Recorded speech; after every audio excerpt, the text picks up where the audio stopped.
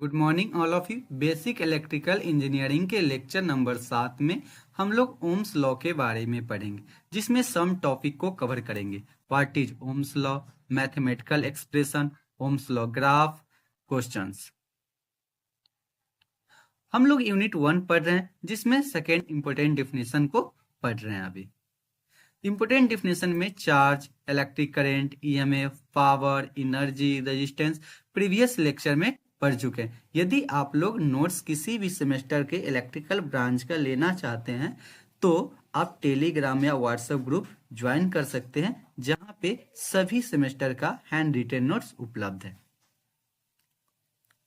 Ohm's law, हम लोग देखते हैं कि ओम्स लॉ होता क्या है।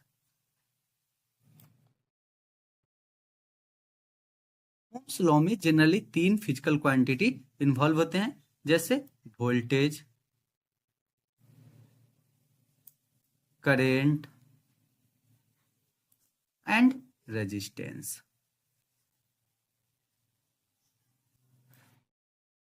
तो जॉर्ज सिमन्स ओम्स ने यह तीनों क्वांटिटीज के बीच वोल्टेज, करंट और रेजिस्टेंस के बीच को रिलेशन को ज्ञात किए। उस रिलेशन को हम लोग क्या बोलते हैं? ओम्स लॉ बोलते हैं। जैसे यह मेरा वायर है, क्या है? वायर है।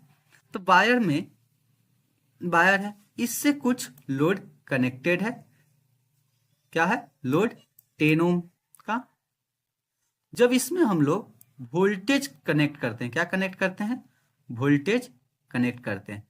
तो वोल्टेज कनेक्ट करते हैं तो इससे क्या होता है? करंट फ्लो होता है।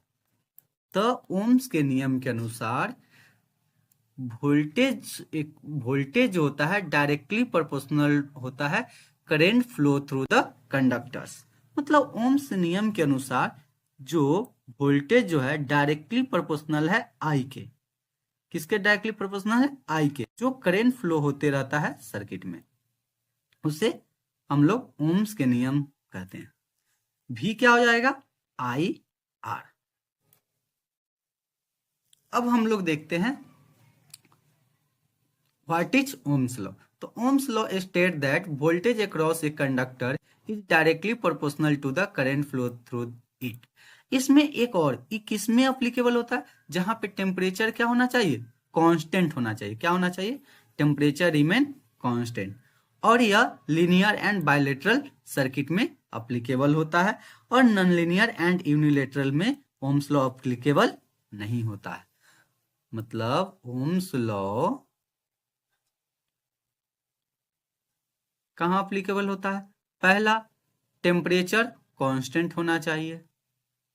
टेम्परेचर कांस्टेंट, सर्किट लीनियर होना चाहिए, और बाइलेटरल। यदि टेम्परेचर कांस्टेंट नहीं होगा तो ओम्स लॉ नहीं लगेगा। यदि लीनियर होगा तो लगेगा, नॉन लीनियर होगा तो ओम्स लॉ अप्लीकेबल नहीं होगा। अब हम लोग देखते हैं, यही साइंटिस्ट जो थे ओम्स लॉ को दिए थे, और इन्होंने वोल्टेज एंड करंट के बीच के रिलेशन बताए थे। अब हम लोग देखते हैं अकॉर्डिंग टू ओम्स लॉ। तो अकॉर्डिंग टू ओम्स लॉ क्या कहता है कि V जो होता है डायरेक्टली प्रोपोर्शनल होता है I। इसको हम लोग प्रूव करेंगे कि कैसे हो। जो होता है डायरेक्टली प्रोपोर्शनल टू क्या होता है? I। तो V इक्वल टू क्या हो जाएगा? I R। R क्या होता है? R यहाँ पे कांस्टेंट होता है। क्या होता है? R कांस्टेंट होता है। जैसे यह ग्राफ है, क्या है? ग्राफ है और आई में। तो इसका ग्राफ क्या होता है? लीनियर होता है। यदि हम वोल्टेज इंक्रीज करेंगे, क्या करेंगे? वोल्टेज इंक्रीज करेंगे तो मेरा करंट भी इंक्रीज करेगा।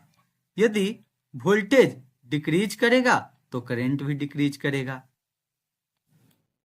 अब देखते हैं हम लोग इसका जो स्लोप है, हम लोग क्या निकालते हैं? स्लोप। तो हम लोग जानते हैं इक्वेशन y बराबर mx प्लस सी। स्लोप निकालने के लिए क्या फॉर्मूला यूज करते हैं? y बराबर mx प्लस सी। तो सी तो यहाँ पे क्या हो जाएगा? 0। तो m बराबर क्या हो जाएगा? m बराबर हो जाएगा y बाई एक्स। y अक्ष पे क्या है? y अक्ष पे है v, x अक्ष पे क्या है i, तो स्लोप बराबर क्या हो जाएगा r। प्रूफ हो गया। इसमें यदि ग्राफ क्या करता है, चेंज भी कर देता है, क्या कर देता है ग्राफ। यदि हमको ग्राफ आई जो हो भी के डायरेक्ट, मतलब इसका दोनों डिफिनेशन होता है, आई डायरेक्टली प्रोपोर्शनल भी होता है या भी डायरेक्टली प्रोपोर्शनल आई, हम दोनों बोल सकते हैं।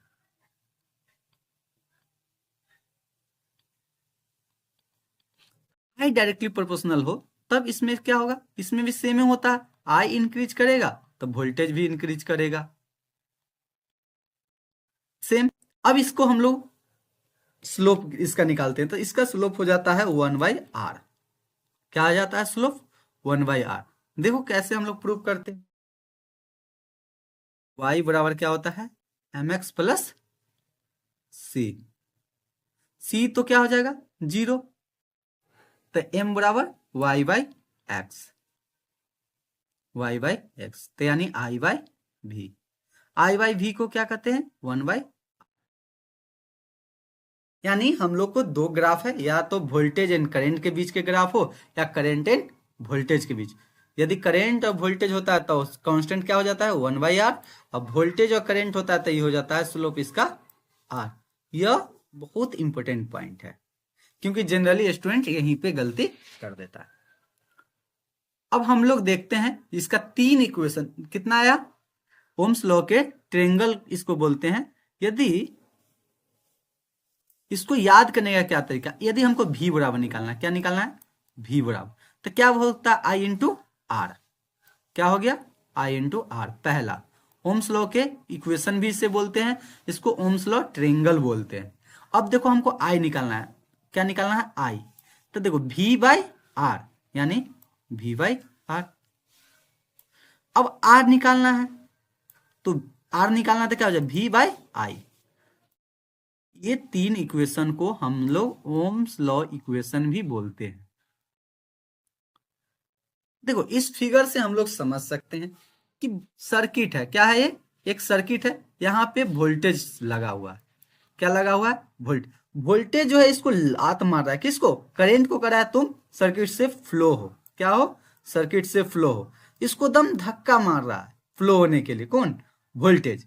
बट ये ओम जो है कौन है ओम, यह करंट को फ्लो को रोकता है कि तुम रुको, इसको जाने से क्या करता है रोकता है। बट ओम कितना रोक सकता है, इसका भी एक क्षमता है कि कितना तक।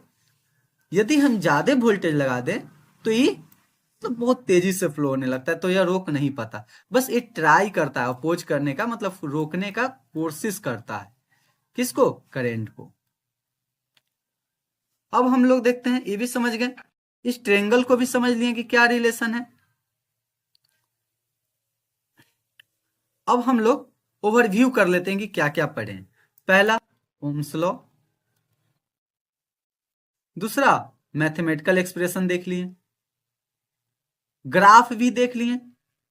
ग्राफ में इंपोर्टेंट पॉइंट क्या है, पहला कि यदि v और i, vi कैरेक्टरिस्टिक ग्राफ हो तो इसमें r कांस्टेंट होता है, क्या होता है r। यदि i भी कैरेक्टरिस्टिक होता है तो इसमें 1/r होता है। फिर हम लोग 4 इक्वेशन इसका ओम्स लॉ के 3 इक्वेशन देखें, v equal to I R, इसको देखो गुना में तो इधर भाग में, तो r बराबर हो जाएगा v/i, और i बराबर क्या हो जाएगा v/r।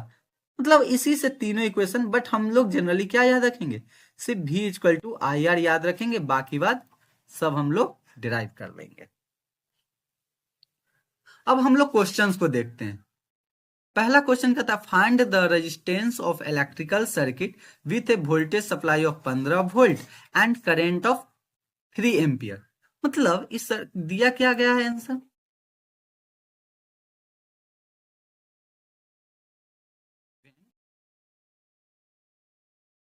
वोल्टेज दिया गया है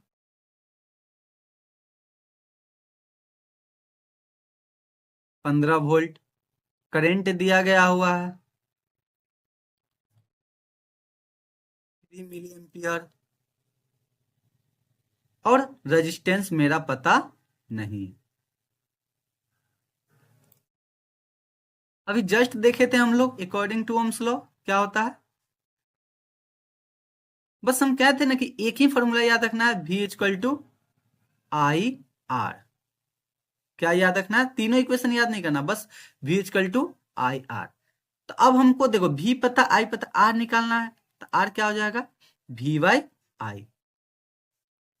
V कितना है 15 वोल्ट, आई कितना है 3 मिली एम्प, मिली मतलब 10 के पावर -3, तो ये ऊपर जाएगा तो कितना हो जाएगा प्लस में, यानी 3 पचे 15, अब कितना हो जाएगा 15, 3 पचे 15 यानी 5 गुने 10 के पावर 3 ओम, या इसको हम लोग 5 और 10 के पावर 3 को किलो बोलते हैं, 5 किलो ओम आंसर। अब नेक्स्ट क्वेश्चन देखते हैं।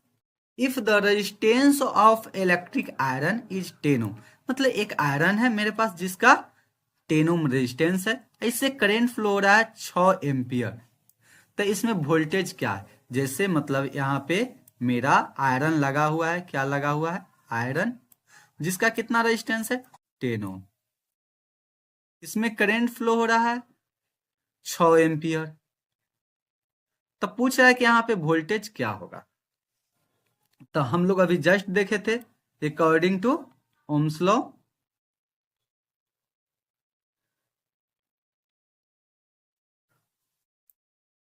Equal to I R, I भी पता है आर भी पता है, तो क्या हो जाएगा 10 गुने 6, यानी कितना वोल्टेज लगा हुआ है 60 वोल्ट। अब थर्ड क्वेश्चंस देखते हैं। थर्ड क्वेश्चंस देखने से पहले ये हम लोग एक समझ लेते हैं voltage current relation, voltage current resistance और पावर में क्या क्या रिलेशन है। तो पहले हम लोग वोल्टेज का देखते हैं। देखो वोल्टेज को देखते हैं, तो वोल्टेज का क्या होता है आई इंटू आर। देखो पावर से देखे तब पावर बराबर क्या होता है V इंटू आई, तो आई इधर गुना में तो क्या हो जाएगा इधर भाग में, यानी इस चार्ट के थ्रू हम लोग फॉर्मूला याद कर सकते हैं। जैसे अब देखो वोल्टेज बराबर होता है रूट V, सबको समझे क्या है कि देखो ये तो हम लोग ओम्स लॉ के अकॉर्डिंग जानते हैं, इसको प्रूव करते हैं। क्या होता है पावर बराबर V इंटू आई, तो V बराबर क्या हो जाएगा, V बराबर हो जाएगा P इंटू आई। अब हम लोग देखते हैं कि पावर बराबर होता है एक और formula V square by R, तो ई आर इधर गुना में भाग में, तो इधर गुना में, तो क्या हो जाएगा P इंटू आर, अब V स्क्वायर के भी इधर जो स्क्वायर में तो उधर रूट में, क्या हो जाएगा P और रूट इंटू P गुने आर। ये तीनों समझ गए। अब हम लोग आर बराबर देखते हैं, तो आर बराबर देखे कि क्या होता है V equal to I, Ohm's law के अकॉर्डिंग तो होता ही है, जैसे V equal to I R, तो इसका होता है आर बराबर V बाई आई। अब हम लोग देखते हैं इसको, तभी जस्ट देखे थे कि पावर बराबर होता है V स्क्वायर बाई आर, तो देखो ई भाग में तो इधर गुना में, इधर गुना में तो इधर भाग में, तो आर बराबर क्या हो जाएगा V स्क्वायर बाई पी, इसको भी समझ लिए। अब जस्ट देखते हैं कि P बराबर एक और फॉर्मूला होता है, हम लोग देखे हैं आई स्क्वायर आर, तो आर बराबर हो जाएगा I A P by I square. अब हम लोग इसको देखते हैं आई को, तो अभी ओम्स लॉ के अकॉर्डिंग V बराबर आर अभी देख चुके हैं, अभी जस्ट देखे थे कि P बराबर होता है V इंटू आई, तो आई बराबर हो जाएगा P बाई, तो भी समझ लिए। अब इसको देखते हैं P बराबर रूट अंडर आई, तो देखो अभी जस्ट देखे थे P बराबर आई स्क्वायर आर, तो आर बराबर क्या हो जाएगा P बाई, सो आई निकालना है ना आई, तो P बाई आर, इधर स्क्वायर में तो इधर रूट में, ये अभी जस्ट देख ही चुके हैं पावर का तीनों फॉर्मूला की होता है यहीं पे। अब इस क्वेश्चंस को हम लोग सॉल्व करते हैं। Find the current passing through the conductor, क्या करना है करेंट पासिंग थ्रू द, जिसमें पावर दिया हुआ है 60 वाट, करंट थ्रू द कंडक्टर अब वोल्टेज कितना दिया हुआ है 20 वोल्ट, तो हम लोग को करंट क्या होगा, तभी जस्ट देखे थे कि P बराबर होता है वी आई, तो I बराबर क्या हो जाएगा P बाई वी, यानी 60/20 3 एम्पियर। इस सब फॉर्मूला इसका अलग अलग यूज होता है। Thank you.